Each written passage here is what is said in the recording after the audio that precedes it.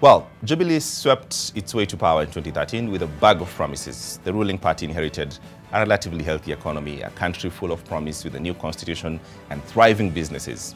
When Uhuru Kenyatta and William Ruto walked into office, they didn't just come in power alone. They had powerful lieutenants who enforced the decisions of the two and went to war with anyone who was deemed to go against the wishes of the dynamic duo. And by that name, my guest tonight sat at the apex of Jubilee power and decision-making organs, served as majority leader for 7 full years. He speaks his mind often and is never afraid of confrontations. Aden Duale once quipped, and I quote him, "If President Uhuru Kenyatta and his deputy William Ruto asked me to jump off KICC, I wouldn't hesitate." Tonight, however, he might not repeat those words. He's standing to the harshest critic of Jubilee government and the president he once defended. With all due respect, is this politics of convenience or the man from Garissa knows something we don't? Let's play a clip of him on his final day as majority leader to set the stage for our program tonight. My experience as a leader of majority taught me that as one pushes the agenda of the majority party, it is almost inevitable that one will make new friends, new enemies, and opponents, particularly within the party, depending on where their interests are.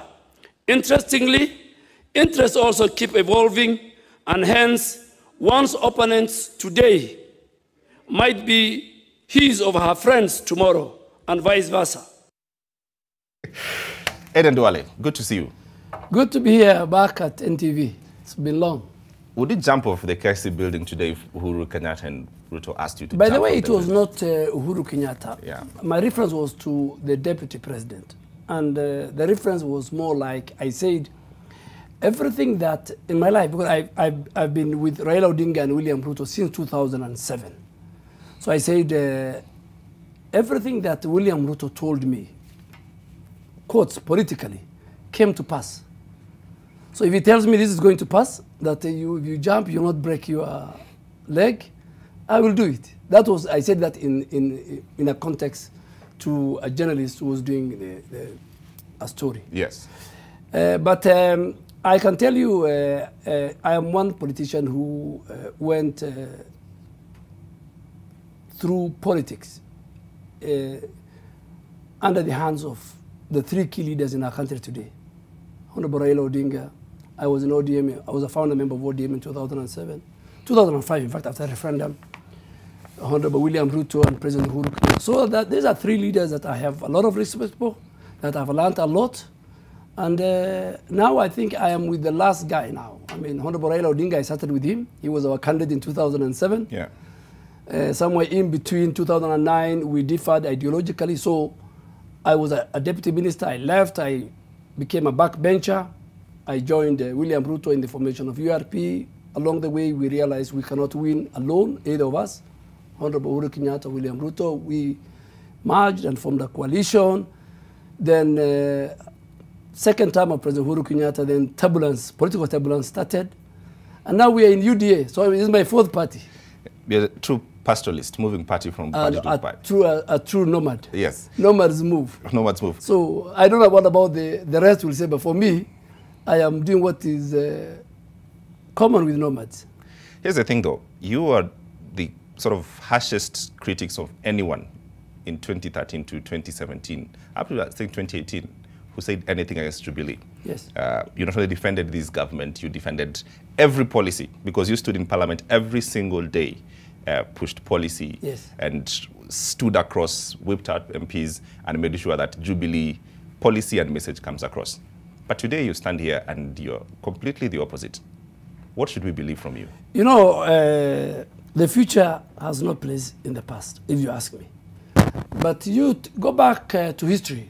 I used to be the greatest defender of ODM between 2007 up to 2010. Ask anybody. I used to defend Honorable Raila Odinga. I used to defend ODM policies and ideologies. But when I came to office in 2013, 2 things happened. One, I was the first occupant of that constitutional office under the new constitution.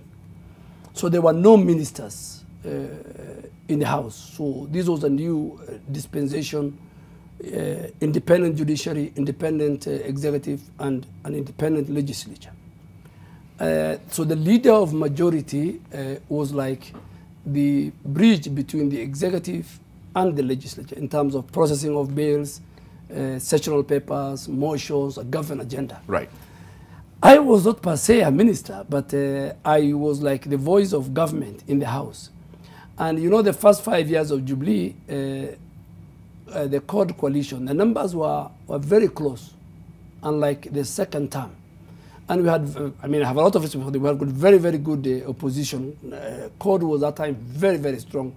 My good friend, the late Honorable Jacob Midio, and many, Honorable Gumbo, who was the chair of PAC.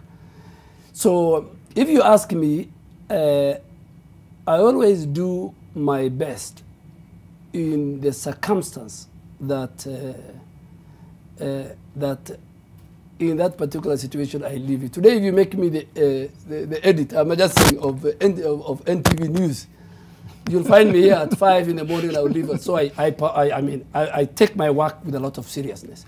But above all, now that I am no longer the leader of majority, for the first time, with the privilege and the courtesy of Speaker Muturi, we have adopted what is called in the U.S. House of Congress and Senate the status of a ranking member.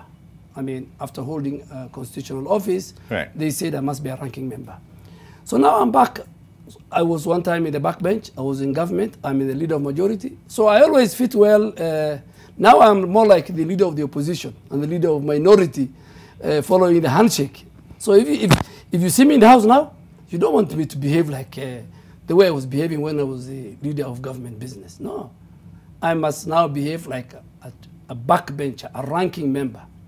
And I might speak for everybody, I mean, in the country. Here's the thing, I have a lot to discuss, and I want to go through the Jubilee problems. I want to go with what is wrong, yes, and what has happened, you know, from the break. But here's the thing, 30 seconds very quickly for me. What can people get from you now that we were unable to get then? Because you're still the same person. You want us to believe you now, but we believed you then. You passed laws. There are things that are stuck with us because you told us. Like which one? Like, for instance, our economy. You stood there in front. Absolutely. Let me tell you. 30 seconds before we go to the break. Let me pick like the debt ceiling. Yes. The debt, balloon of debt. The public debt, yes. You go read the recommendation of the Budget and Appropriation Committee, both when Mustafa Musimi was the chair, when Kimani Ichung'wah was the chair, and even now when Kanini Kega is the chair. Every year we used to recommend that we must restructure our debts. We cannot do business as it was. So who is borrowing? It's the executive. The only time they came to Parliament was during the debt ceiling to 9 trillion. But as we speak today, they have gone to 11.5, and they have not asked for the approval of the House. So you judge me on what goes on in the House. What the executive does, I think you can't hold me to that. But Parliament has been very, very consistent, and I'm sure you can get copies of the Budget and Appropriation Committee reports and what is the recommendation. I want to get into there, but let me take a short break. When we come back, we discuss all the problems that are Jubilee now and what we learn from there. Yes, we discuss the achievement and the failures of Jubilee. Absolutely, yes. All right, with all due respect, I'm looking at your questions online. Everything you want to ask Honorable Aden Duale is with me on the studio. We're taking a short break. When we come back, we have plenty more on the other side.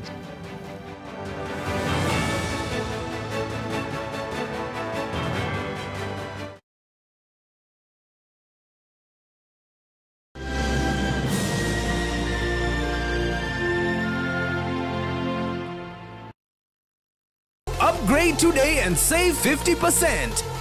Pay 2 months and get 2 months of a higher bouquet.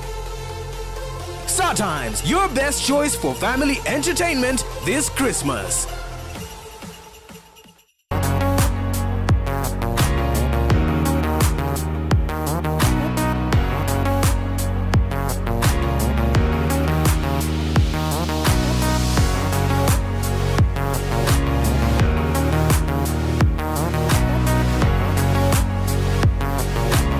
TB ina tiba. Pata matibabu bila malipo katika hospitali zote za umma. Tujijali, tumalize TB. Ujumbe huu umeletwa kwako na Wizara ya Afya na washirika wake. Kama kataka mbuzi 1000 ngapatia wewe. Manake mbuzi yangu ngapatia wewe nyama legit. Kama kataka katika tumbukize, ngataka katika chome, katika fry tapata. Wapi katika senti baba? Buko mbuzi mbingi, kwa ngakuonesha wewe. Client nganyoshwa. Lakini kama ngataka mbuzi free Christmas, enda katika Odibet. Shinda mbuzi ya Christina Odibet. There are 100 goals to be won daily from 1st to 31st December. Odibet, bet extraordinary.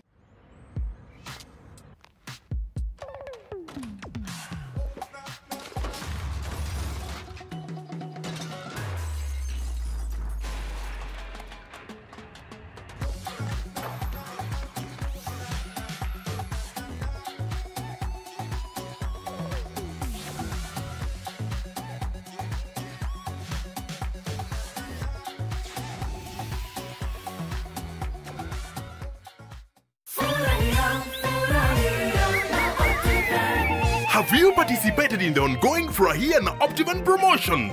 Weekly holidays have been won, a plot of land has been won, a Toyota Passo has been won, and we still have lots of holidays, a Toyota Vitz and a Mercedes-Benz to be won. It's simple. Buy a plot of land with Optivan or pay your installments today and stand a chance to win. Every 10,000 shillings that you deposit or pay earns you 1 point into the draw.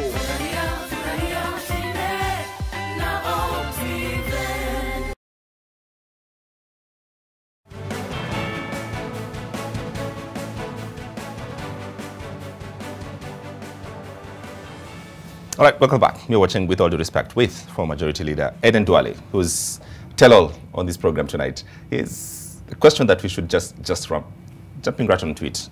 What's wrong with Jubilee? What is the worst thing that has happened with Jubilee that, you know, you can't stay, you have to move to UDA? Okay, what is that one thing? Yes, yes. No, there are a number of things that happened. But let me tell you why we left.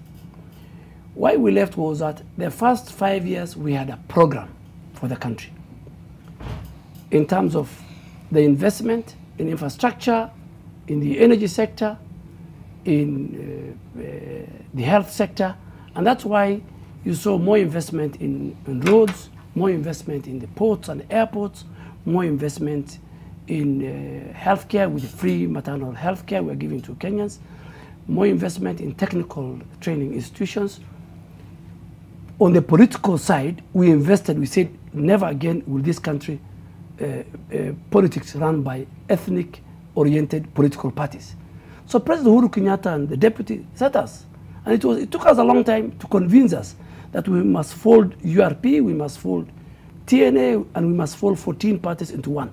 But for the sake of the country, we did that. So we formed Jubilee. And the dividend of Jubilee, we got it. I mean, Jubilee got 175 members of parliament, majority in the Senate, majority in the county assemblies, majority in governors. Then our second political, economic blueprint was, now that we have built the necessary infrastructure, let's implement the 4 key pillars. Housing, which was to give us close to about 2 million jobs. Universal healthcare. It didn't happen though. No, I'm coming to it. Universal healthcare. Manufacturing increased by 15%. Food security. Invest in irrigation. You know, Kenya has depended for many years on rain-fed. But what happened? When the handshake came in, the whole issue turned into more of a constitutional moment. And we lost the economic moment. We lost the manifesto we had. And that's why today it's very, very unfortunate that the 4 key agenda, and the president himself in his State of the Nation address confirmed that the housing has failed.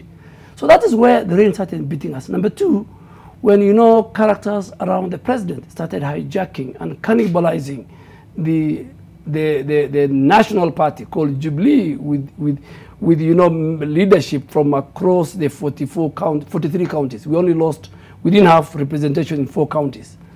When the party collapsed, so what happened? When the deputy president, both in person and in character and in office, was humiliated and sidelined, the whole house of Jubilee internally and externally collapsed. And that's why a house that is not united, a house that the two leaders don't speak the same language, cannot even now talk of performing. And that's why the Jubilee dream was lost. Okay, but and that's why we felt we now must salvage the ship from sinking. And we formed a party called UDA with 155 members of parliament. And we want to assure you that we will pick from where we left in 2018. But this is when Jubilee was visited by some people. I will come there. I'm sure you're talking about the politics. But let's settle two things first. First, the amount of money that was borrowed in the first 5 years is literally the same amount of money that's been borrowed in the second term. Even more. No. How much was it? How much was the public debt when you walked into office? No. If I let me give you, and that's why Kenyans must get these facts right. When President Moi was leaving office in 2002, he left us with a 624 billion debt. Correct. KRA was collecting 200 billion annually. When President Kibaki was leaving office, he left us with a debt of 1.8 trillion. Okay? 1.79 to be correct. Yes, 1.79. Yeah. Just around 1.8 trillion. 2020, we were at 8.7 trillion debt, plus another 3 trillion from the parastatus, the agencies. That's about 11.7 trillion. So let me say it. I mean, Jubilee has overborrowed, and I'm part of Jubilee. I mean, we have put the country into a serious... It started from the beginning, though. You have to make this admission. Yeah, but let me tell you. From 2013. No. It didn't start in 2018. Yes, so by 2017, we arrived at about 5.7 trillion, 5.6 trillion. So by 2018, and 7.7. Yes, when we were now the Minister for Finance, then the current Minister of Finance came to the House to take it to 9 trillion for approval of the House. So more borrowing, in fact, close to, it's 50-50, was done between the two. So nothing really has changed. So what happened? It's pretty much the same. No, but I'm saying, that's why I agree with you. We're at 11.7. I mean, there's no question about whether Jubilee put the country into a debt crisis. And that's why I'm telling you. And you're part of it. And you're part of it. No, by being even a nominal member of Jubilee, I am part of it. Not even being a leader of majority. Even by being a member of Jubilee in the House. So you agree that the debt crisis that we put in is not just a question of the second term, first term, it's a whole No, it's the second term. Let me tell you. When they came for the second term, 2018, the recommendation both in government, because I was still in government, and even in parliament, was for us to reduce this spiral and the debt crisis. We must make a bold decision as a country, both parliament and the executive, and go for restructuring of our debt, renegotiate with China. You know, the problem is China, because every proposal that any government, not only not only Kenya, any proposal that any government in Africa took to Exim Bank was being approved with very high interest rates and with low, with short-term gain. So what did we do in 2018? And you can go back to the files in parliament. Government must save the situation. Go restructure. Take these loans to the multilateral and bilateral. Give it to IMF, give it to World Bank, give it to AFP, give it to African Development Bank. They will give you 3% interest rate, and they will give you a 30 to 40 years grace period. That did not happen. From the beginning? No, not from the beginning. From 2018. When now that's not quite true. Let me explain. No. But I wish you should have the documents of Parliament here. Parliament, what they do is just to advise government. Okay, so let me provide some data for you so that you make your point. Yes. When Jubilee came into office by March 2013, our debt was 1.79 trillion. Let's say 1.8. Okay, 1.8, right? June 2014, it rose to 2.37 million. Agreed. Okay, 1 trillion. That was 1 trillion. 2017. All right. Now, every year since 2014, 2015, 2.8 trillion. In 2016, 3.6 trillion. In 2017, 4.1 trillion. Absolutely. In 2018, 5 trillion. All right. 2019, 6.69 trillion. You are coming to my point. Right. So at 2018. So the point is this, that every year since Jubilee got into office, you have taken 1 trillion debt from 2013. Nothing really has changed. So you're trying to separate 2018 to 2022. No, but you know why I'm separating? From 2018 or 2019 is the time when we were not at the serious decision making, particularly the executive. When you say we, who's we? Who? When you say we? No, I'm talking about those of us now who have left Jubilee and who are in UDA, yes, okay. Led by the deputy president. Okay. I mean, you can see until 2017, we were at 4.1, I think, when we were going to the elections. We were at 4.1. So from 2018, the moment the key decision maker, the principal assistant to the president, was no longer there. Those of us who were in leadership in parliament who used to consult, and I want to tell you, the first 5 years, President Uhuru Kenyatta had a very good team that he can consult with, both within the executive and within parliament, led by Speaker Muturi. So we were not there. So we will not take, and our recommendations are very, very clear. This debt, as you said it, every year we're doing close to 1 trillion. Or if more. From the beginning. At least. You have to make sure nothing really has changed. You know, but I told you the first 4 years, we had to do this in order to create the pillars that will drive the economy. There are certain things that drive the economy.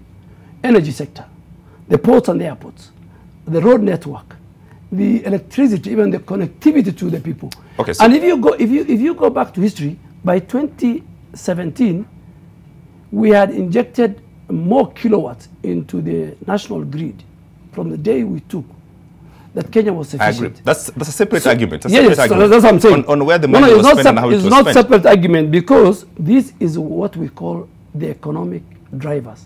If you don't have that, it's a part of public debt. No. Even in the US, you know, even today, if you look at what was happening in the Congress last week, they were discussing the debt crisis, the US debt crisis.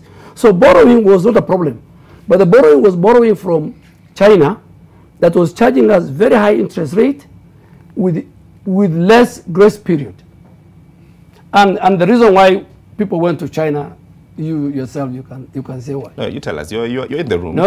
I mean, the people why they go to China is because of the 10%, the 20%. Chinese come, you know, they tie their loans with their own contractors, because most of the Chinese companies you see around here are parastatals owned by the Chinese government. And we took it. We took it, yes. So we took it. So the next problem that this introduces for us is corruption. Yes. Corruption has been rampant in Jubilee from day one. No, corruption has been rampant in all the post-independence. Pre-independence and post-independence. Kenyatta government, go. The hallmarks of corruption, they are known. Go to Moi's government. I mean, the scandal, the Golden Bug. Come to Kibaki's government. The Anglo-leasing. Come to Jubilee government, the Eurobond and the NYS, all those. Let's talk about Eurobond for a second, because it's a very touching moment for many Kenyans. Did this money ever come here? No, you know, that question can be answered by the Auditor General, because the Auditor General says the money has come to Kenya. There's no doubt about that if you read his audit report. But the Auditor General, he says the money went to certain state departments and certain ministries, you know, devolution, the Huduma centers. So Edward Ouko, and I think a lot of people misunderstood him, saying the money, but you know why my beef with Edward Ouko, by the way, was on the issue of Eurobond. I was telling him, can you table this report so that we know the truth? But after today, Edward Ouko has confirmed in the report he has given to Parliament that at least the money came to Kenya. And you know, that is straightforward. There's no way, you know, J.B. Morgan and even the U.S. Reserve Bank can be involved in a corruption deal that is taking place in Kenya. So the money came, but the audit did not finalize on how the money was used by various government departments. So let me just say, what 2015, the Controller of Budget said this: the proceeds of the money was deposited in an offshore account. This is the Control of Budget in 2015.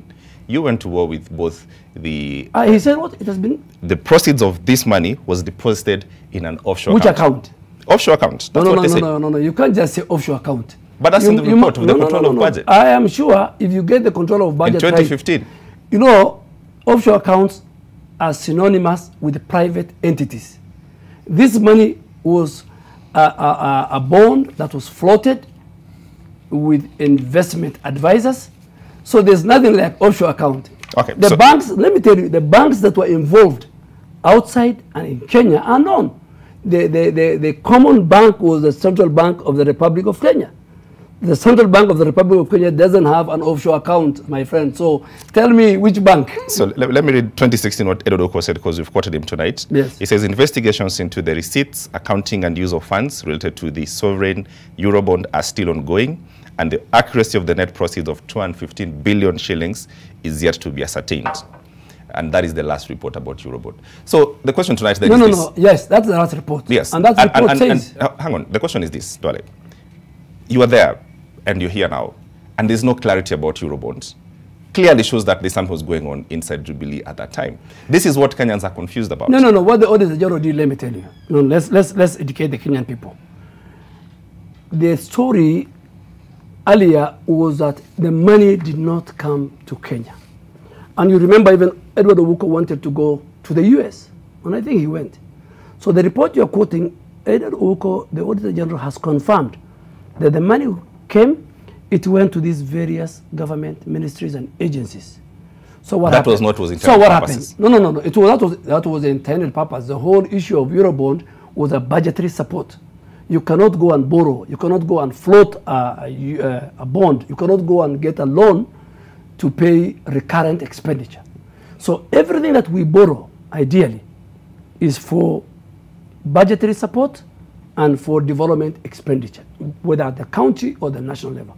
So the moment Edward Owuko confirmed in his report that the money came, it went to these various government agencies. The next thing that the Auditor General did, because he audits each and every government in every different financial year. Right. So I'm sure if in financial year 2015, 2016, 2016, 2017, those various agencies must have accounted, or they must have audit issues, which I'm sure the Public Accounts Committee in its report must have dealt with. But when this issue, it was politicized. But the whole issue was, how can this money disappear somewhere outside Kenya? But I think the Central Bank of Kenya, the Office of the Auditor General, the banks which were like JB Morgan and even the US Reserve banks have confirmed that the money. Later we did some other more Eurobonds. So how does it sit with you? And I want to move from there. How does it sit with you? Because this is the sort of like the governance of Jubilee at that time appeared to be, it's a coalition of few people. You know, it's only the president, the deputy, and perhaps yourself who are deciding things for institutions. Right, that is what was the appearance. How does it sit with you then? You're here now, all right? After whatever it is, do you see, was that the best way to run government? No. You know, my brother, you are completely not understanding the architecture of governance. I mean, I was a leader of majority. Ask me any question on legislation, on budgetary making. The budget was prepared by the executive. You presented it? No. Adopted by... Yes. Parliament. No. Adopted by the cabinet. Yes. And then it's tabled. I used to table the estimates Yes. of expenditure and revenue. Then it is sent to various committees where various departments and ministers and accounting officers will go and argue the budget. Then the House has certain powers through the budget committee and its committee and other relevant departmental committees. Based on that, and of course, with input from the Minister for National Treasury, then the budget committee will approve the budget, looking at whether it complies with Article 10, there's equity, making sure that the gap that is missing, where will the minister, and then prepare the finance bill. So you can ask me on that, but whether loans, how loans were secured, how people were going to China. You completely ran away from that. No, I'm not running away from that. That was not the function of the Office of Leader of Majority. But because we're all of us part of the Jubilee Party, you know, and I told you I speak my mind. Yes. We're part of the Jubilee Party. Remotely or indirectly, I'll carry the burden. But I can tell you from 2018, anything that happened, including this express highway, anything that happened, I can authoritatively tell you, even William Ruto as a deputy, as the principal assistant of the president, he was sidelined. So we don't want to carry that period. But the period before that, ask me a question. That's why I'm answering you about the Eurobond. Ask me any other question about what happened in the first 5 years. Okay, let's go to corruption. And Yes. your scorecard to corruption Yes, as we go to the break. What's your scorecard of Jubilee on corruption as it is today? No, I think just like all the other successive governments, Jubilee had its share of corruption. Secondly, if you ask me, the scorecard, the crime that Jubilee has committed, me part of it, was to put the country into a serious debt crisis. But on the flip side, Jubilee has done certain transformation programs in the country. The serious investment, for example, the government did in security sector, you know, in our intelligence, in our police, in our military, to secure our internal and external. The road network, the 10,000 kilometer that was built during President Uhuru Kenyatta's administration. Because if you look at the other three successive governments, they did only 14,000. You know, he did 10,000, you know, close to what they did. If you look at the universal health care, if you look at the modernization that took place in our port, our airports, you know, even our ease of doing business, you know, so many things in terms of legislation we have done in the war on terror. So if you ask equity, today you'll find a road built by Jubilee in each and every corner. That is on the flip side of it. But there's nobody, even you in your own house. You have the achievement and you have certain failures. Speaking of terror. But the last 5 years, the coming of this BBI nonsense and the handshake and the constitutional moment, that I think has had a serious setback on the roadmap that Jubilee had. When I come back, but corruption, we have our share. A fair share of corruption. No, just like Moi had his share, just like Kibaki had his own share, Okay. and Lolizi. Okay, I want to take a short break. When I come back, I want to go to this corruption question and what's happening next between this conflict between the president and the deputy. You're the best person to discuss this. Oh yes, I'm the best. All right, short break. When we come back.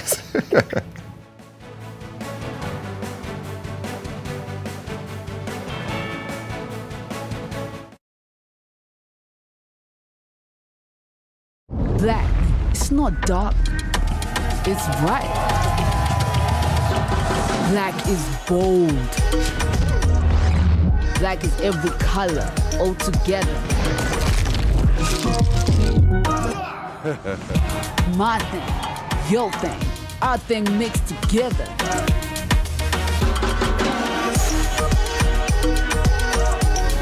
Black shines brightest. Looking back on my own journey, it's a question of avoiding distractions, focusing, and taking a chance on your dream. You mean like thinking big? Aiming high, that's it. Keep control always, and aim for the biggest thing going. Big is good, bigger is better. Focus and take a chance on your dream. One of the biggest jackpots in Africa. This advertisement is brought to you by Bet Power. Kama kataka mbuzi 1000 ngapatia wewe. Manake mbuzi yangu ngapatia wewe nyama legit. Kama kataka katika tumbukize, ngataka katika chome, katika fry tapata. Wapi katika senti baba? Buko mbuzi mbingi, kuna ngakuonesha wewe. Client nganyoshwa. Lakini kama ngataka mbuzi free Christmas, enda katika Odibet. Shinda mbuzi ya Christina Odibet. There are 100 goals to be won daily from 1st to 31st December. Odibet, bet extraordinary. Black, it's not dark, it's bright. Black is bold. Black is every color, all together. My thing, your thing, our thing mixed together.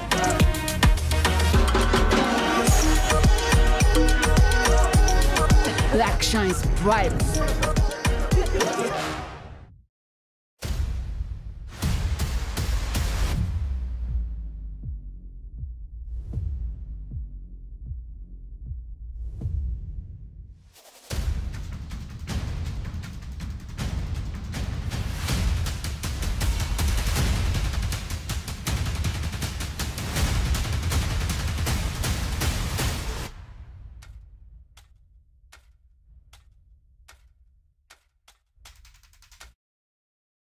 For a better tomorrow, don't forget to do the 1, 2, 3 with Colgate every night.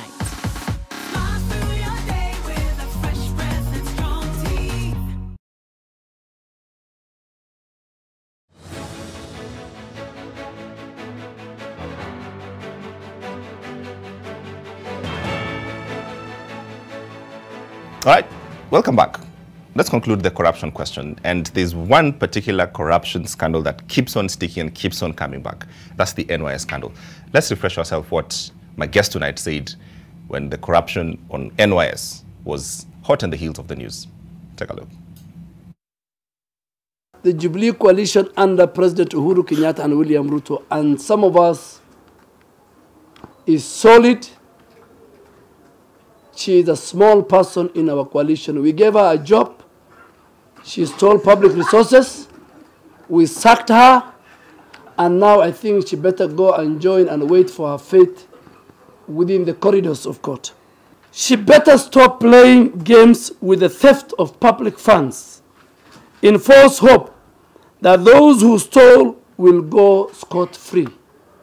I am telling Anne Waiguru to her face, she needs lawyers. She doesn't need human shield. And I'm not going to be one of the human shield.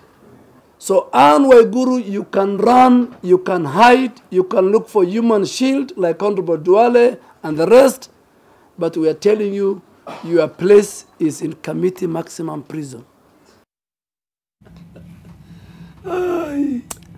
Quick question. Did the public lose money in the NYS scandal? I think the Public Accounts Committee report categorically recommended that the public lost money. I am sure there's a case in court. I don't want to speak about it.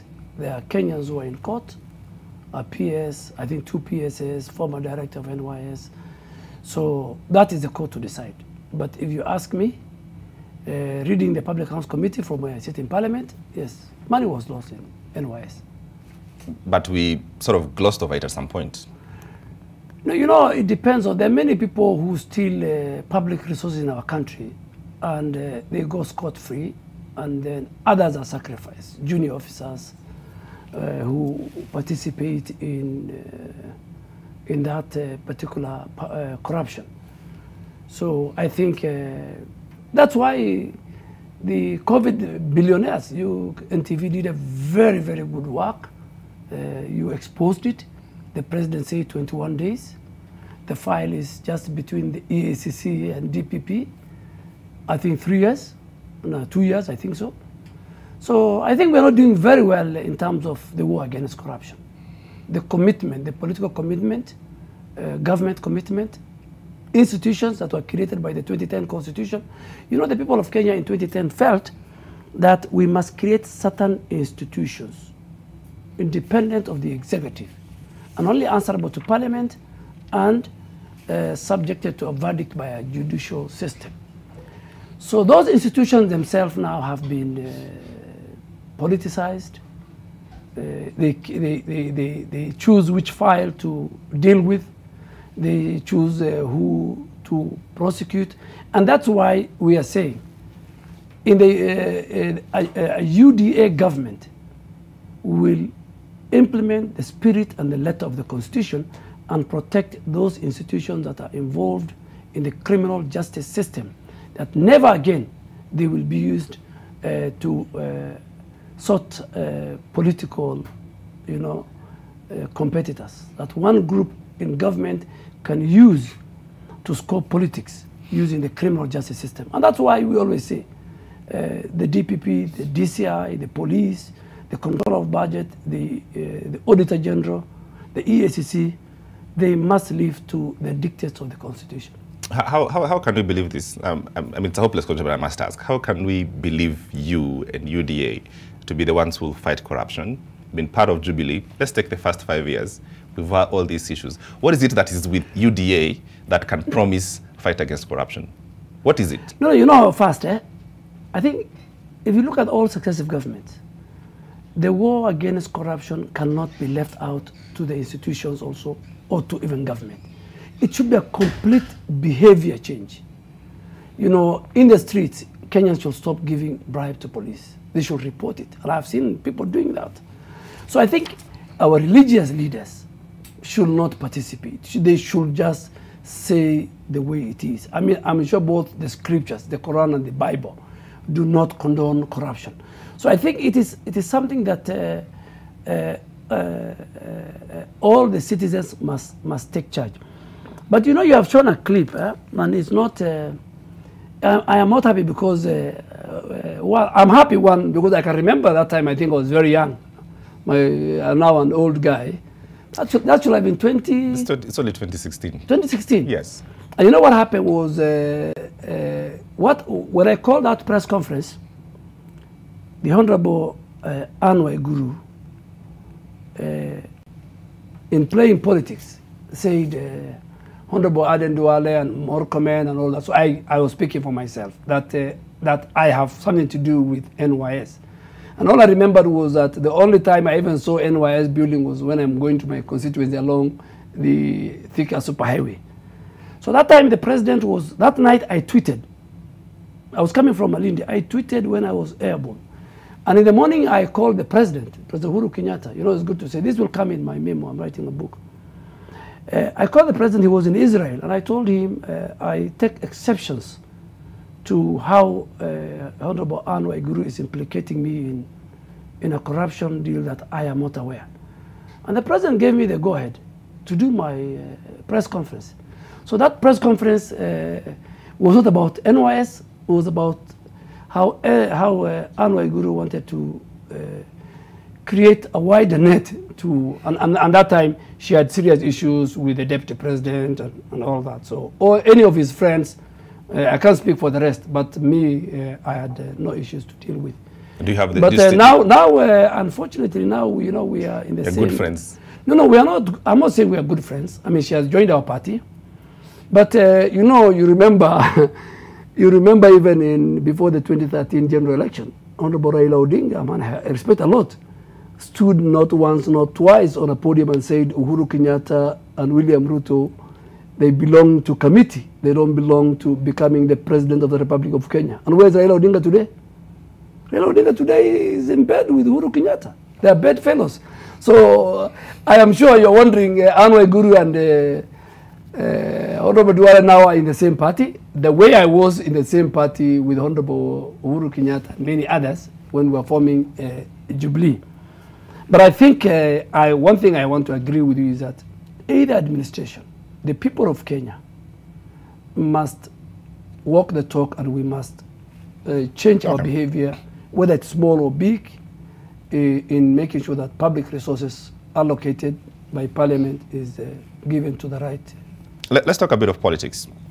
Between the president and his deputy, very good buddies, calling each other, you know, brother, my friend or my brother, in all public rallies. What happened?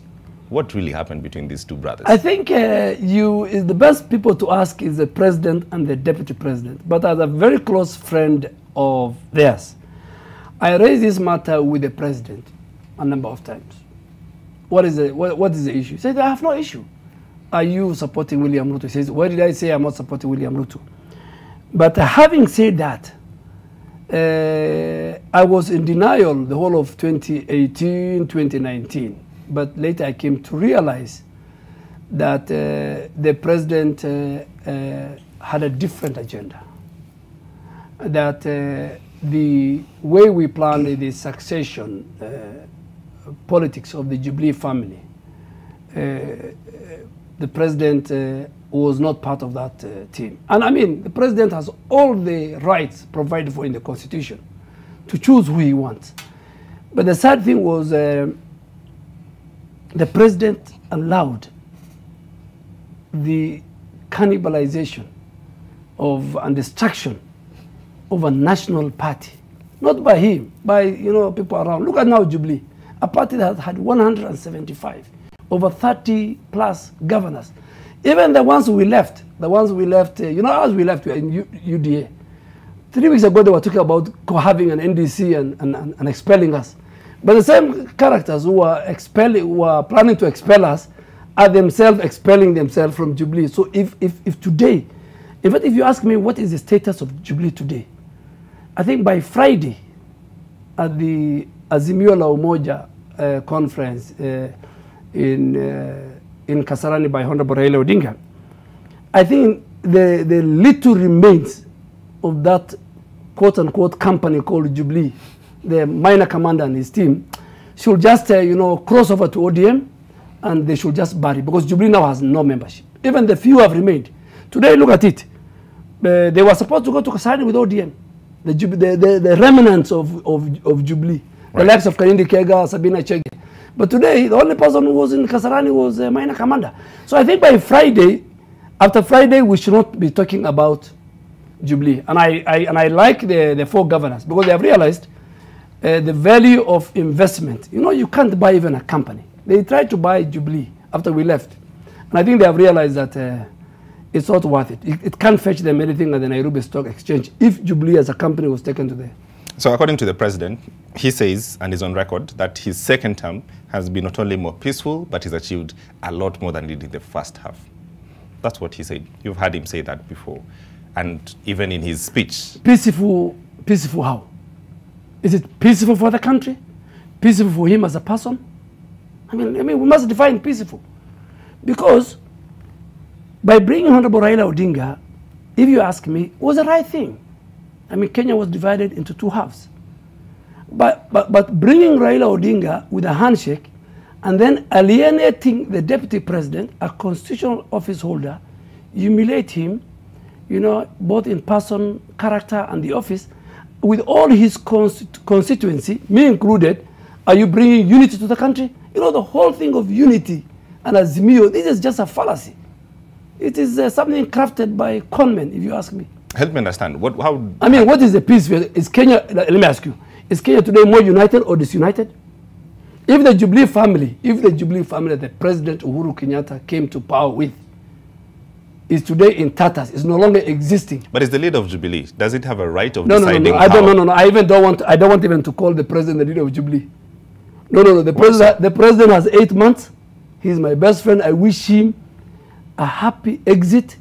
Because, I mean, the Jubilee that he formed, that we launched in Kasarani in 2016, that took us to 2017 general election, that gave us 175 members of parliament, that gave us majority of the senators and governors and MCAs. It's not the Jubilee of today. So President Uhuru Kenyatta, I am sure where he is sitting, this is the first time in the history of the world where a ruling party disintegrated and the remnants joined the opposition. It has never happened. Secondly, this is the only time a president and a party leader of a ruling party is looking for his successor over the fence within the ranks of the opposition. It has never happened. Does that say something about any successor, though? That the deputy and the rest. But let me ask you. But I'm saying we're 80 million Jubilee rank and file. The president can say, I don't want William Ruto, but you guys, can you get another candidate? I mean, the president, if you look at it, it's even not good for the intelligence of the Jubilee supporters.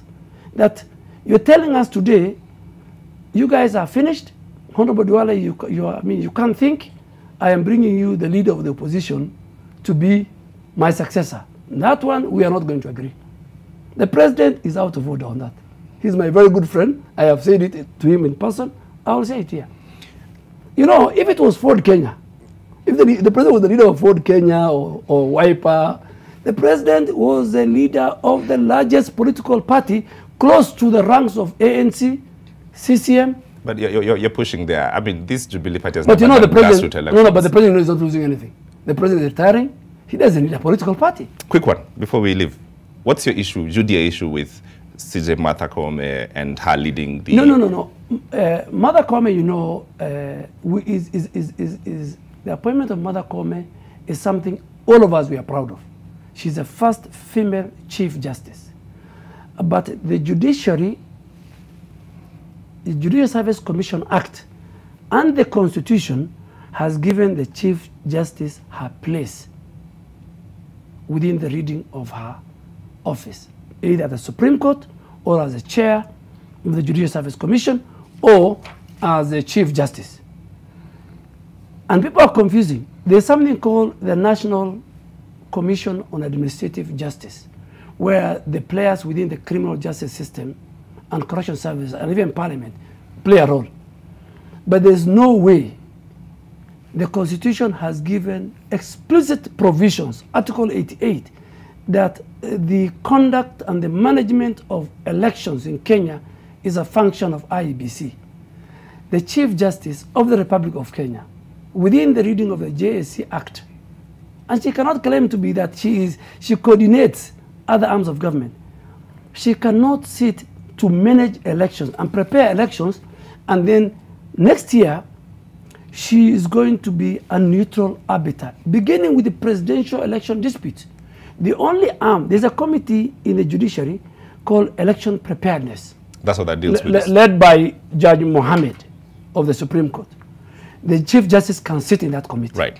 But she can't sit in a committee that is composed of ministers, and even who some of them have shown preference for their presidential candidate. That is why we have with the you take exceptions to that. Yes, and we have a lot of respect. In fact, we are one group that believe, and even me myself as a minority in this country, I believe in the independence of the judiciary. The judiciary must protect the Constitution. Okay. The judiciary protected Kenyans from these BBI shenanigans. People wanted to overturn the constitutional order in our country.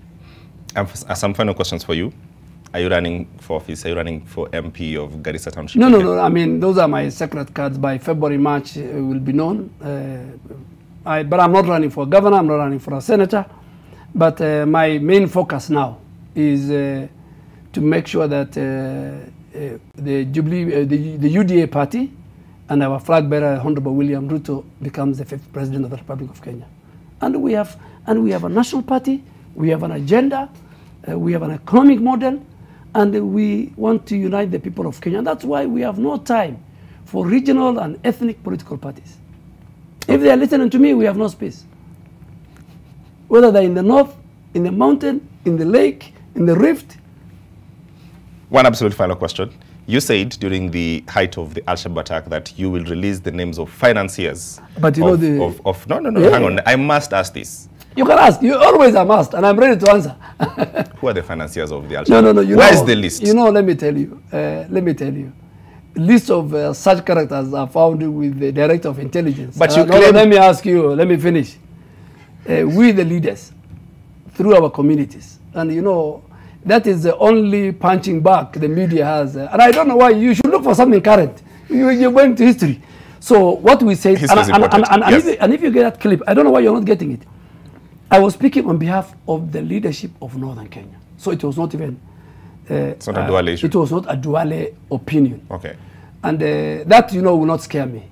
Because the custodian of terrorists and financiers within the security sector, they are known. But I think ours was to make sure that we bring our communities to speed, and we tell them that this region, this country belongs to you. You must be part and parcel of the war against terror. You must work with the security agencies. And that's why you see today, apart from, I think, Dusit, Kenya today, and the investment government has made, Kenya today is more peaceful and more safer. And that led also to more anti-terror laws and more security laws, which are friendly to many Kenyans. Today, they can hold a terror suspect for 30 days. So I think the list, if you want the list, and I want to say it, you ask me, I think Major General Kamweru is the right guy to ask where the list is. And I'm sure he has many lists, and he has taken with Antera group, with the military intelligence. They have taken many people to court. So you can compile that list. They're everywhere. Every night, I'm sure if you go to the archives, you'll get them. They're in court records, including those who wanted to disappear the other day. Yeah. So why are you looking for? Because you said it. Because you said it. No. Why and it's on record. List? But the list is everywhere. Great. Aden Duale, 30 seconds. I need to leave. We will have a peaceful elections. For someone who's been participated elections. No. I think let me say this, and I want to speak to the political class, that Kenya is bigger than us. Elections come and go. We are a model of a democracy in the region. the region now is in turbulence time. You look at Ethiopia, South Sudan, Somalia. I really want to ask the key players, including UDA, that let us conduct peaceful elections, peaceful campaigns, and let us ask all the stakeholders, including the political class, that we give this country free, fair, credible, and peaceful elections. That is what the UDA party and our leader stand for. And that's why today is a very sad day. I think the Minister for Interior must deal with the Mungiki. I remember Maina Njenga was denied a ticket by President Kenyatta in 2002 to run on Kano. He denied him a ticket of TNA in 2013 and even told us, URP, don't give him a ticket. 2017, he denied him a Jubilee ticket. Maina Njenga and his militia Mungiki have no place in the legislature, they have no place in the politics, and I want to see how the security agents will deal with him, how he conducted himself today. Mungiki cannot be a player in our political arena. But I'm seeing how, because I saw when there was a problem in Kisumu, the minister acted. So I could see, Maina Njenga drinking Lucozade. I mean, the heat was too strong for him. But I am sure the people of Mount Kenya, the revival. But Maina Njenga is joining ODM. ODM has got a certain DNA of violence. I think he's in the right place. You can go to Kasarani on Friday and join ODM. Not UDA?